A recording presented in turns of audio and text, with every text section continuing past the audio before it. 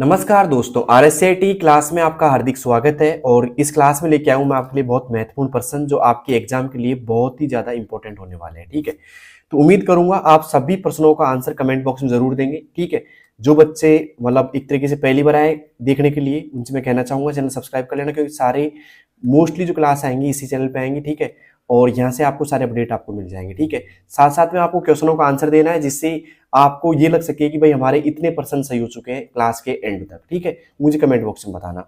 दोस्तों पहला प्रश्न है हमारे हमारे सामने यहाँ पे कि जब आप MS एक्सेल में किसी डेटा को तेजी से एनालाइज करने के लिए फिल्टर लगाते हैं जिसमें केवल आवश्यक रिकॉर्ड ही दिखाई दे, तो इस सुविधा को क्या कहा जाता है।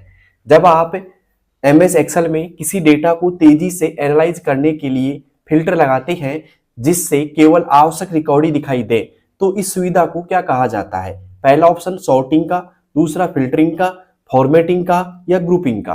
बताइए दोस्तों क्या कहा जाता है इस सुविधा को क्या कहा जाता है। अगर आप में से किसी को ये आंसर आ रहा है तो कमेंट बॉक्स में जरूर देना। ठीक है, साथ साथ में ओके दोस्तों, जब हम किसी डेटा को एनालाइज करते हैं और फिल्टर लगाते हैं तो केवल आवश्यक रिकॉर्ड ही दिखाई दे। मतलब जैसे मान लो मेरे पास में कुछ फाइल है, जयपुर, कोटा, अजमेर, तो मैं चाहता हूं सिर्फ कोटा की फाइल दिखाई दे मुझे, तो उसके लिए मुझे क्या करना पड़ेगा दोस्तों, फिल्टर लगाना पड़ेगा। तो उसे बोलेंगे दोस्तों फिल्टरिंग।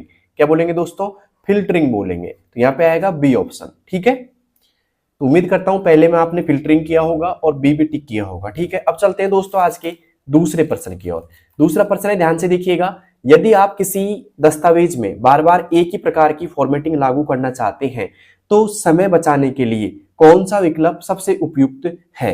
मतलब बार बार एक दस्तावेज में बार बार एक ही प्रकार की फॉर्मेटिंग लगाना चाहते हो तो समय बचाने के लिए कौन सा विकल्प सबसे उपयुक्त है। स्टाइल का, कॉपी पेस्ट का, फाइंड एंड रिप्लेस का और या जूम का।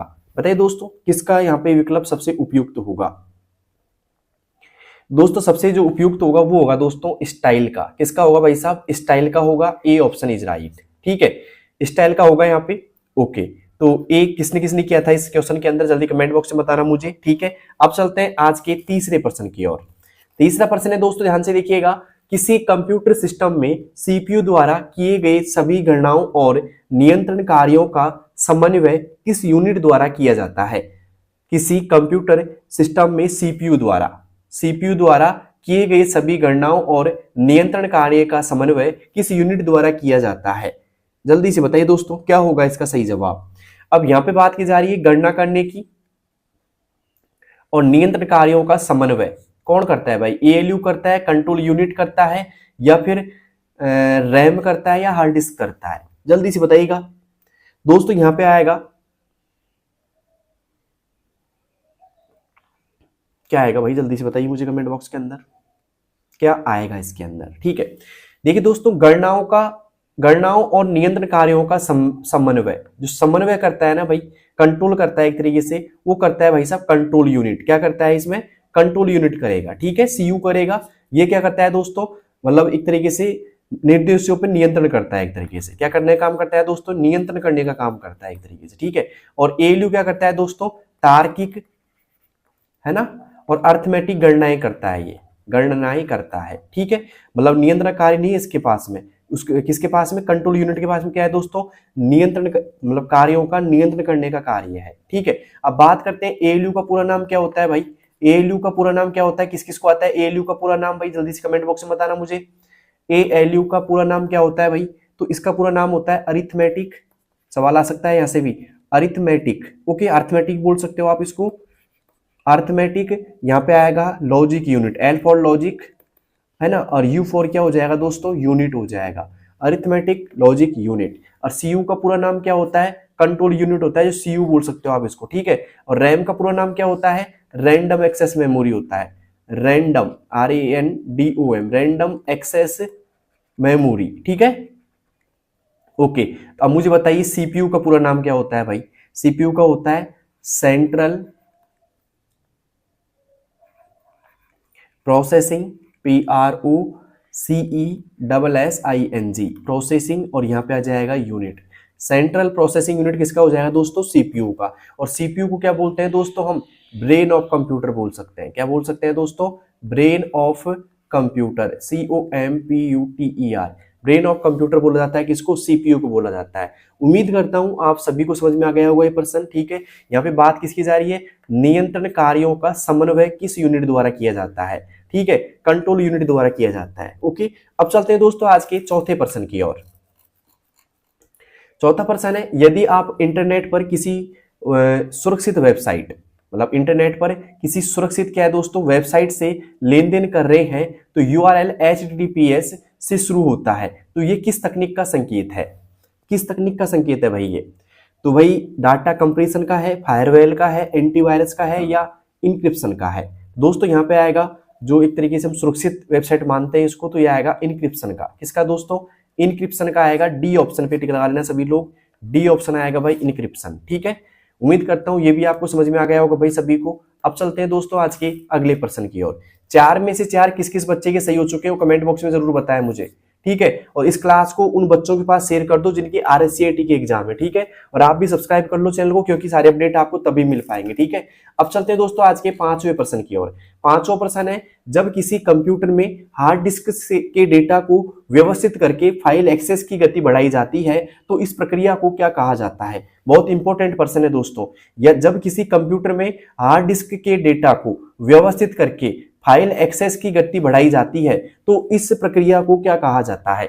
डिस्क क्लीनअप कहते हैं, फॉर्मेटिंग कहते हैं, बैकअप कहते हैं या डिस्क डिफ्रैगमेंटेशन कहते हैं। बताइए दोस्तों क्या कहते कहा जाता है इसको, जल्दी से मुझे बताइए कमेंट बॉक्स के अंदर। 5वें में क्या आएगा सही जवाब, आपको देता हूं मैं 2-3 सेकंड का समय, जल्दी से आंसर देने की कोशिश करें। तो दोस्तों जब हम फाइल की गति बढ़ाते हैं या एक्सेस की गति बढ़ाते हैं तो उसको बोलते हैं डिस्क डिफ्रैगमेंटेशन, है ना। D option is right. 5वें में क्या आएगा भाई, डी आएगा। और 5 में से 5 किन किन बच्चों के सही हो चुके हैं जल्दी से कमेंट बॉक्स में हाजिर लगाओ अपनी, ठीक है। अब चलते हैं दोस्तों आज के छठे प्रश्न की ओर। छठा प्रश्न क्या कहता है दोस्तों, ध्यान से देखिएगा।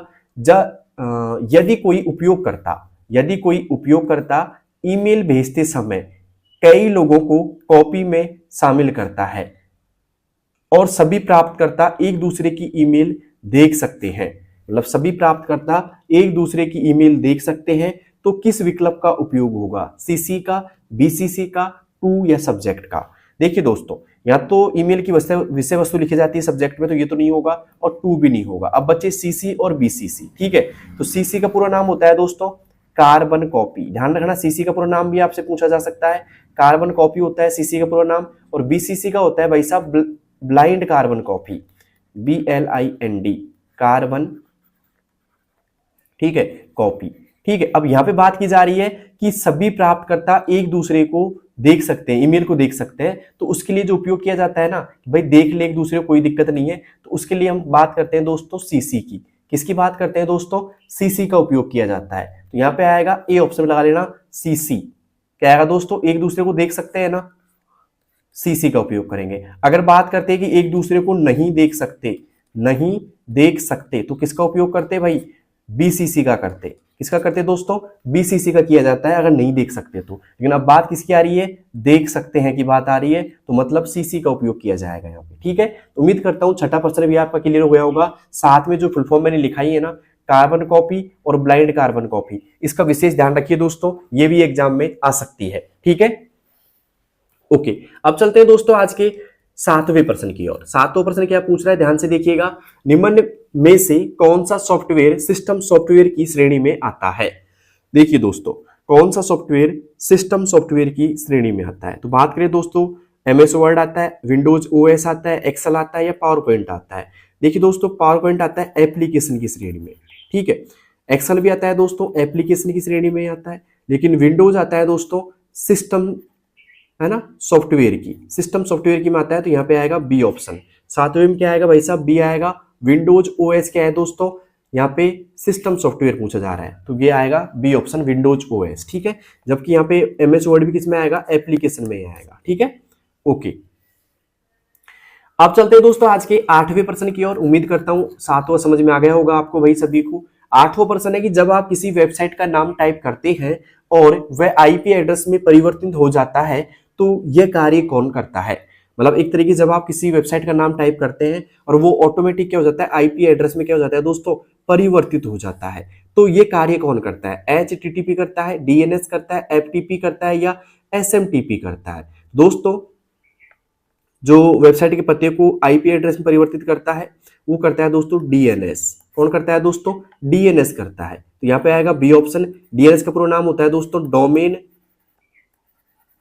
है ना, नेम सिस्टम।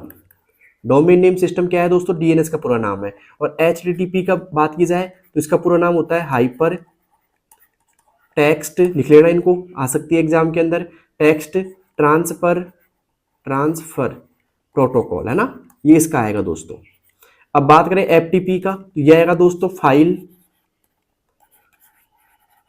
Transfer protocol. क्या आएगा दोस्तों? फाइल ट्रांसफर प्रोटोकॉल आएगा। और SMTP की बात की जाए दोस्तों तो इसका आएगा भाई साहब सिंपल, मतलब फुल फॉर्म लिख रहा हूं मैं, सिंपल मेल ट्रांसफर प्रोटोकॉल, है ना, प्रोटोकॉल।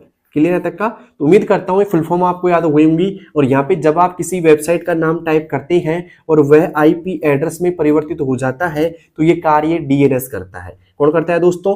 DNS करता है भाई, यहाँ पे लिख लेना DNS करता है भाई, ये कार्य DNS करता है। ठीक है, तो उम्मीद करता हूँ समझ में आ गया होगा ये भी आपको। अब चलते हैं दोस्तों आज के अगले प्रश्न की ओर।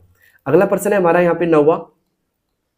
यदि किसी कंप्यूटर में बार बार हैंग होने की समस्या है तो सबसे संभावित कारण क्या हो सकता है? एकदम इजी प्रश्न है, कोई भी इसका जवाब दे सकता है दोस्तों, एकदम इजी प्रश्न है ये कि यदि किसी कंप्यूटर में बार बार हैंग होने की समस्या है तो सबसे संभावित कारण क्या हो सकता है? अधिक रैम का, तेज प्रोसेसर का, कम रैम का या अधिक स्टोरेज का? तो दोस्तों यहाँ पे जो सबसे कॉमन समस्या है वो है दोस्तों कम रैम का।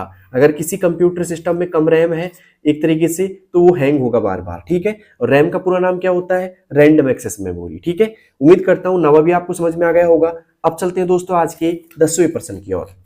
10वां प्रश्न पूछ रहा है आपसे कि MS वर्ड में फाइंड एंड रिप्लेस फीचर का उपयोग किस उद्देश्य से किया जाता है? MS वर्ड में फाइंड एंड रिप्लेस फीचर का उपयोग किस उद्देश्य से किया जाता है? टेक्स्ट खोजने और बदलने के लिए, टेक्स्ट हटाने के लिए, फाइल सेव करने के लिए या टेक्स्ट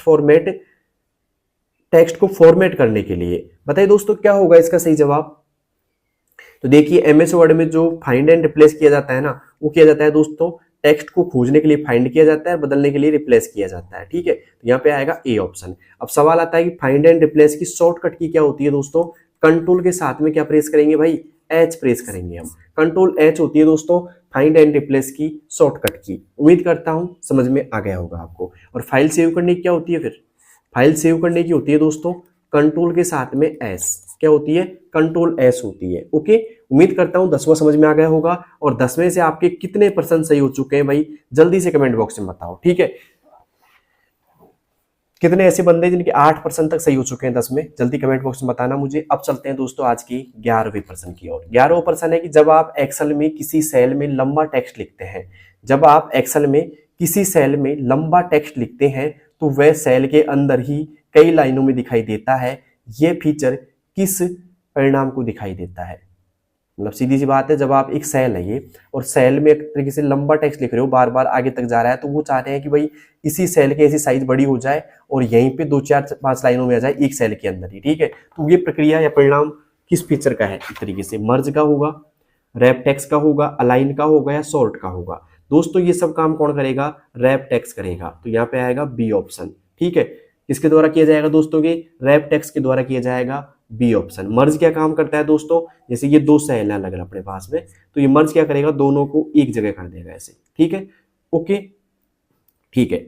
अब चलते हैं दोस्तों आज के 12वें प्रश्न की ओर। 12वां प्रश्न है हमारा, ध्यान से देखिएगा। यदि कोई व्यक्ति अपने डेटा को सुरक्षित रखने के लिए नियमित रूप से कॉपी बनाकर किसी अन्य स्थान पर रखता है तो इसे क्या कहा जाता है? इंपॉर्टेंट प्रश्न है, ध्यान रखना इस चीज को।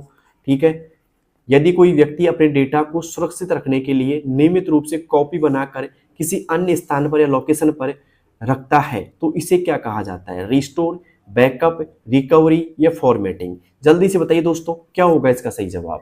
ठीक है, तो इसको बोलेंगे दोस्तों डाटा बैकअप करना, बैकअप रखना एक तरीके से डाटा का। तो बी ऑप्शन इज राइट। क्या बोलेंगे दोस्तों? इसको बैकअप बोलेंगे। क्या बोलेंगे दोस्तों, बैकअप बोलेंगे। क्लियर है तक का? उम्मीद करता हूं ये भी आपको समझ में आ गया होगा। अब चलते हैं दोस्तों आज के 13वें प्रश्न की ओर। 13वां प्रश्न है दोस्तों, ध्यान से देखिएगा। कंप्यूटर में इनपुट और आउटपुट डिवाइस के बीच संचार किसके माध्यम से होता है?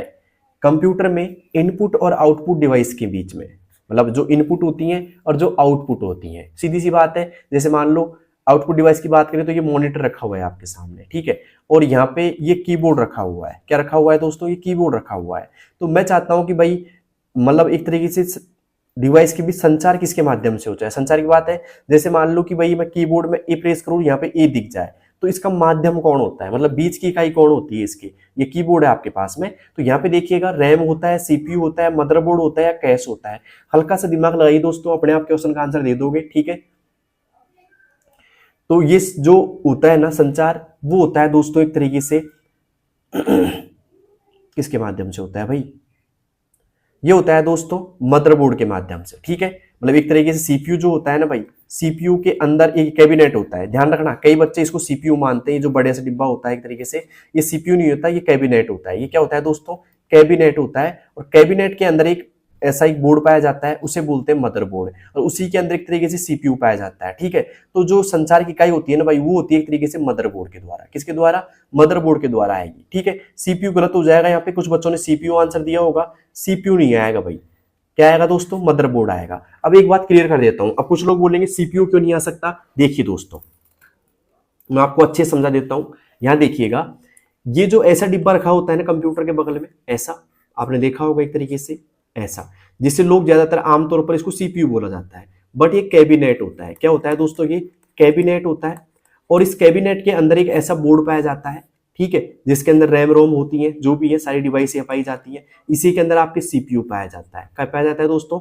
ये इसका एक सीपीयू बोल सकते हो आप, या प्रोसेसर आप बोल सकते हो इसको। और ये पूरा जो डिब्बा होता है इसको बोलते हैं दोस्तों मदरबोर्ड। क्या बोलते हैं दोस्तों? मदरबोर्ड बोलते हैं। इसी के अंदर रैम रोम भी होती है, ठीक है। और यहीं पे जो अपन डिवाइस लगाते हैं ना, जैसे कि आपने कंप्यूटर से अगर मान लो आप कनेक्ट कर रहे हो कीबोर्ड को, तो कीबोर्ड भी इसी मदरबोर्ड से कनेक्ट होगा, माउस भी इसी से कनेक्ट होगा। तो यहाँ पे जो मदरबोर्ड होता है ना, वो इंपॉर्टेंट होता है दोस्तों। और मदरबोर्ड के अंदर क्या पाया जाता है दोस्तों? सीपीयू पाया जाता है। सवाल आएगा सीपीयू कहाँ पाया जाता है? मदरबोर्ड में पाया जाता है, ठीक है। ओके, तो यहाँ पे क्या आएगा दोस्तों? सही जवाब इसका मदरबोर्ड आएगा। क्लियर है तक का? तो ये सब कनेक्ट किससे होते हैं? मदरबोर्ड से होते हैं। और जो ये डिब्बा रखा होता है इसे क्या बोलेंगे? कैबिनेट बोलते हैं दोस्तों। तो उम्मीद करता हूं मैंने हल्का सा जो समझाया वो आपके माइंड में बैठा होगा और आप समझ चुके होंगे बात को, ठीक है। अब चलते हैं दोस्तों आज के अगले प्रश्न की ओर। अगला प्रश्न है दोस्तों यहाँ पे, जब आप किसी पावर पॉइंट स्लाइड में टेक्स्ट, इमेज और ऑब्जेक्ट को एक निश्चित डिजाइन में व्यवस्थित करते हैं तो इसे क्या कहा जाता है? बताइए दोस्तों, जब आप किसी पावर पॉइंट स्लाइड में टेक्स्ट, इमेज और ऑब्जेक्ट को एक निश्चित डिजाइन में व्यवस्थित करते हैं तो इसे क्या कहा जाता है? ट्रांजिशंस कहा जाता है, लेआउट कहा जाता है, एनिमेशन कहा जाता है, या थीम कहा जाता है? बताइए दोस्तों क्या कहा जाता है भाई? जल्दी से बताइए, कौन कौन बच्चे बता सकते हैं इसका सही जवाब। देखिए दोस्तों, जब आप किसी पावर पॉइंट स्लाइड में टेक्स्ट, इमेज और ऑब्जेक्ट को एक निश्चित डिजाइन में व्यवस्थित करते हैं तो इसे कहा जाता है दोस्तों लेआउट कहा जाता है। क्या कहा जाता है दोस्तों? इसको लेआउट कहा जाता है। बी ऑप्शन पे लगा लो टिक, लेआउट। क्या कहते हैं दोस्तों? इसको लेआउट कहते हैं। उम्मीद करता हूं ये भी आप समझ गए होंगे भाई सभी अच्छे से। ओके, अब चलते हैं दोस्तों आज के 15वें प्रश्न की ओर। 15वां है कि निम्न में से कौन सा सर्च इंजन नहीं है? ध्यान रखना, सर्च इंजन कौन सा नहीं है? गूगल, बिंग, याहू या विंडोज। देखिए दोस्तों, यहाँ पे गूगल की बात की जाए तो ये भी सर्च इंजन है, मतलब सर्च इंजन है। ये भी बिंग का भी सर्च इंजन है, याहू भी है। लेकिन यहाँ पे पूछा जा रहा है नहीं है। ध्यान रखना, सवाल अच्छे से पढ़ना एक बार। नहीं है पूछा जा रहा है तो विंडोज क्या है दोस्तों?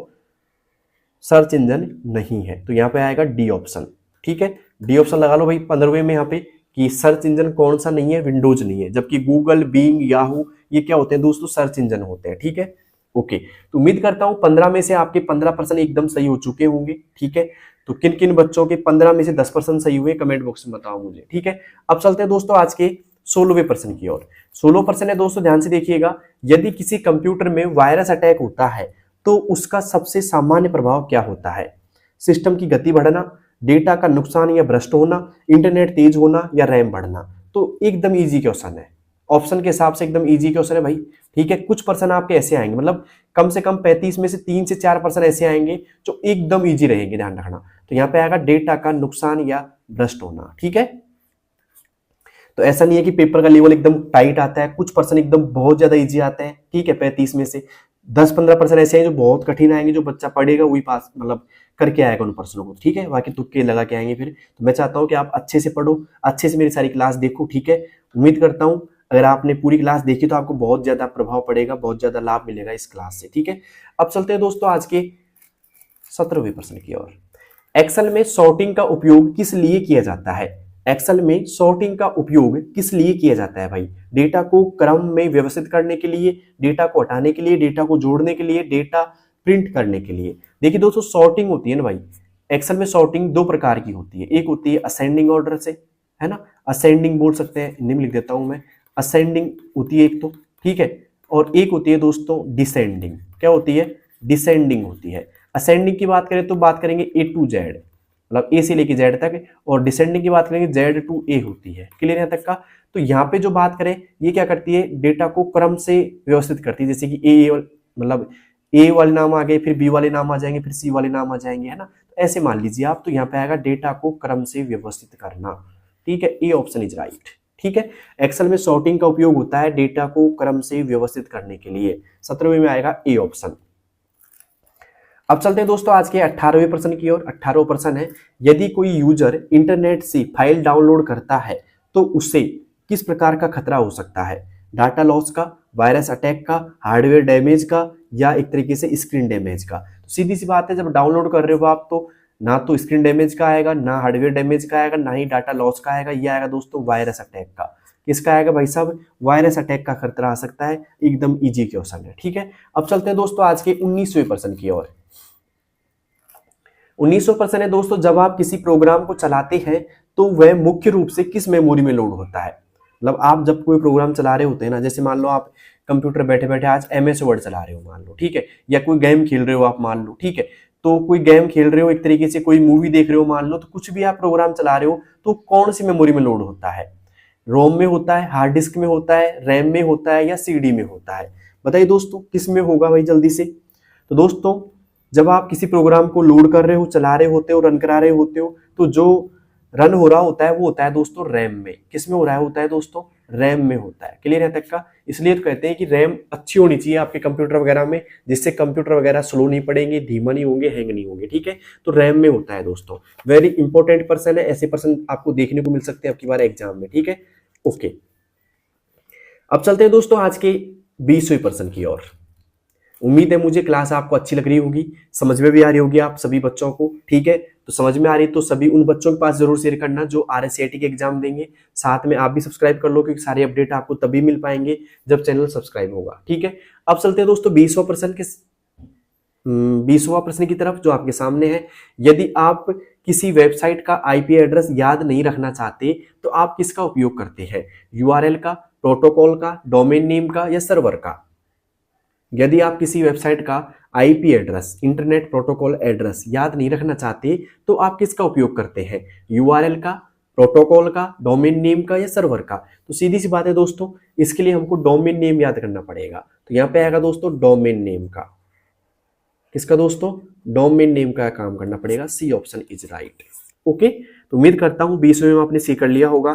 अब मुझे बताइए 20 में से समथिंग 18 तक किस किस के सही हो गए, और कौन कौन ऐसे शख्स हैं जिनके 20 में से 20 एकदम सही हो चुके हैं भाई, ठीक है। अब चलते हैं दोस्तों आज के 21वें प्रश्न की तरफ। 21वां प्रश्न पूछ रहा है आपसे कि MS पावर पॉइंट में एनिमेशन और ट्रांजिशंस में मुख्य अंतर क्या है? बताइए दोस्तों, MS पावर पॉइंट में एनिमेशन और ट्रांजिशंस में मुख्य अंतर क्या है? कोई अंतर नहीं है। एनिमेशन ऑब्जेक्ट पर और ट्रांजिशन स्लाइड पर लगता है, दोनों स्लाइड पर लगते हैं, दोनों टेक्स्ट पे लगते हैं। सीधी सी बात है, जो एनिमेशन होता है ना वो एक स्लाइड के ऑब्जेक्ट पे लगता है, जैसे कोई टेक्स्ट लिख रखा है उसको मूव करने के लिए काम आता है दोस्तों। लेकिन जो ट्रांजिशन होता है ना वो दो स्लाइडों के बीच में जो इफेक्ट पड़ता है, एक तरीके से प्रभाव देते हैं दो स्लाइडों के बीच में जो बदलती हैं, तो वहां पे काम आता है। तो एनिमेशन ऑब्जेक्ट पे काम आता है, जबकि ट्रांजिशन स्लाइड पे काम आता है। B option is right. उम्मीद करता हूं 21वें में आपने बी कर लिया होगा भाई। अब चलते हैं आज के 22वें की तरफ। 22वां आएगा, यदि आप अपने सिस्टम को अनऑथराइज एक्सेस से बचाना चाहते हैं तो क्या उपयोग करेंगे? अनऑथराइज एक्सेस क्या उपयोग करेंगे भाई? एंटीवायरस का, फायरवॉल का, ब्राउजर का या मीडिया प्लेयर का। तो सीधी सी बात है दोस्तों, अनऑथराइज एक्सेस से बचाना है तो फायरवेल काम करेगी दोस्तों, एक दीवार की तरह काम करती है जो आपके बाहरी जो अटैक होते हैं उनसे बचाती है आपको कंप्यूटर के, आपके कंप्यूटर को, ठीक है। तो यहाँ पे आएगा फायरवेल, क्या आएगा दोस्तों, फायरवेल आएगा। उम्मीद करता हूँ सभी बच्चों ने फायरवेल किया होगा इसमें, ठीक है। अब चलते हैं दोस्तों आज के अगले प्रश्न की ओर। अगला प्रश्न है हमारा, ध्यान से देखिएगा, जब जब किसी फाइल का नाम बदलकर उसकी पहचान छुपाई जाती है, जब किसी फाइल का नाम बदलकर उसकी पहचान छुपाई जाती है तो ये किस प्रकार की साइबर गतिविधि हो सकती है। जब किसी फाइल का नाम बदलकर उसकी पहचान छुपाई जाती है तो ये किस प्रकार की एक तरीके से गतिविधि होती है, साइबर गतिविधि। हैकिंग होती है, फिशिंग होती है, स्पैमिंग होती है या स्पूफिंग होती है। बताइए दोस्तों क्या होगा इसका सही जवाब। तो जब आप किसी फाइल का नाम उसकी पहचान छुपाई जाती है तो उसे बोलते हैं दोस्तों स्पूफिंग, स्पूफिंग बोलते हैं एक तरीके से। डी ऑप्शन इज राइट, ठीक है। 23वां में आएगा दोस्तों डी ऑप्शन। अब चलते हैं दोस्तों आज के अगले प्रश्न की ओर। अगला प्रश्न है दोस्तों हमारा यहाँ पे कि लिब्रे ऑफिस इंप्रेस का उपयोग किस लिए किया जाता है। लिब्रे ऑफिस इंप्रेस का उपयोग किस लिए किया जाता है दोस्तों। स्प्रेडशीट के लिए, प्रेजेंटेशन के लिए, वर्ड प्रोसेसिंग के लिए या ड्राइंग के लिए। बताइए दोस्तों किसके लिए किया जाता है। तो यहाँ पे जब लिब्रे ऑफिस इंप्रेस की बात की जाए दोस्तों तो इंप्रेस किया जाता है दोस्तों एक तरीके से प्रेजेंटेशन के लिए बोला जाता है एक तरीके से लिब्रे ऑफिस में ना। यहाँ पे इंपॉर्टेंट है, पूछा जा सकता है। स्प्रेडशीट को बोलते हैं दोस्तों, क्या बोलते हैं भाई, किसी को आता है क्या। इसको बोलते हैं दोस्तों लिब्रे ऑफिस कैल्क। क्या बोलेंगे दोस्तों, लिब्रे ऑफिस कैल्क बोलेंगे, CALC, ओके, CALC। और यहाँ पे बात करें वर्ड प्रोसेसिंग को क्या बोलेंगे, ये बोलेंगे लिब्रे ऑफिस, है ना, राइटर।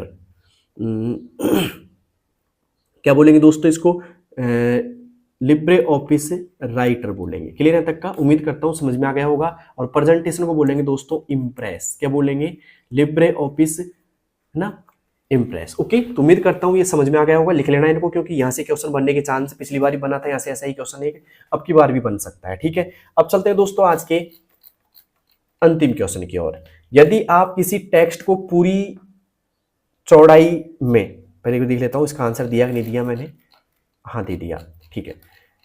यदि आप किसी टेक्स्ट को पूरी चौड़ाई में दोनों तरफ से समान रूप से अलाइन करना चाहते हैं तो किस विकल्प का उपयोग करेंगे, ठीक है। देखिए दोनों तरफ की बात की जा रही है, लेफ्ट और राइट की बात की जा रही है। दोनों तरीके से अगर करना है तो left align, centre align, right align या जस्टिफाई, तो इसका करेंगे दोस्तों जस्टिफाई का उपयोग, ठीक है। लेकिन ध्यान रखना यहाँ से आपके क्वेश्चन बनने के चांस होते हैं। जो आपके अलाइनमेंट होते हैं ना भाई साहब, अलाइनमेंट होते हैं आपके, अलाइनमेंट वो 4 प्रकार के होते हैं, ठीक है। पहला होता है लेफ्ट, सेंटर, राइट और जस्टिफाई। लेफ्ट करता है लेफ्ट साइड से, इसकी शॉर्टकट की होती है कंट्रोल के साथ में L, और ये बाय डिफॉल्ट होता है MS वर्ड के अंदर। बाय डिफॉल्ट कहाँ होता है दोस्तों, MS वर्ड में होता है। सेंटर की होती है दोस्तों कंट्रोल के साथ में E प्रेस करना पड़ेगा आपको। क्या दोस्तों, कंट्रोल के साथ में E प्रेस करना पड़ेगा। और यहाँ पे शॉर्टकट की बात की जाए राइट की, तो राइट का होता है दोस्तों कंट्रोल के साथ में R प्रेस करना होगा। यहाँ पे ध्यान रखना, लेफ्ट लाइन लेफ्ट साइड से संरेखित करता है, सेंटर लेफ्ट और राइट दोनों से नहीं करता है, बीच में संरेखित करता है। जबकि राइट अलाइनमेंट करता है राइट साइड संरेखित, और जस्टिफाई करता है दोनों साइड से। जस्टिफाई की जो शॉर्टकट की होगी वो होगी कंट्रोल के साथ में J प्रेस करेंगे दोस्तों जस्टिफाई के लिए, ठीक है। तो ये शॉर्टकट भी काफी इंपॉर्टेंट है, आपको इनको भी पढ़नी पड़ेगी, इनको भी रटनी पड़ेगी अच्छे से, ठीक है। दोस्तों ये थे 25 प्रश्न। मुझे उम्मीद है कि इन 25 प्रश्नों में से आपके पूरे 25 प्रश्न सही हो गए होंगे।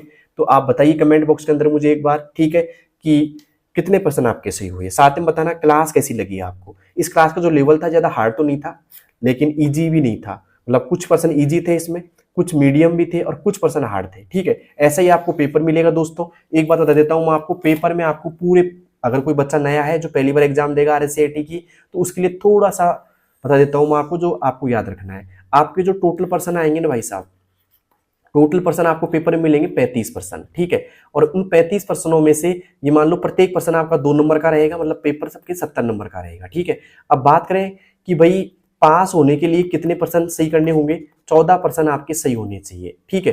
14 पर्सन बोले या 28 नंबर बोले, ठीक है, ये आनी चाहिए आपके लिए। और ये समय कितना मिलेगा इस एग्जाम में, आपको 1 आवर का मिलेगा, मतलब 60 मिनट में आपको 35 पर्सन करने हैं। और OMR सीट पे आपकी एग्जाम होगी। किस पे होगी दोस्तों, OMR सीट पे आपकी एग्जाम होगी। तो आराम से आपको एग्जाम देनी है, आराम से आपको पर्सन हल करने हैं और सारे पर्सन आपको करके आने। क्यों, क्योंकि नेगेटिव मार्किंग तो होगी नहीं, तो हो सकता है कोई तुक्के से भी सही हो जाए आपका, ठीक है।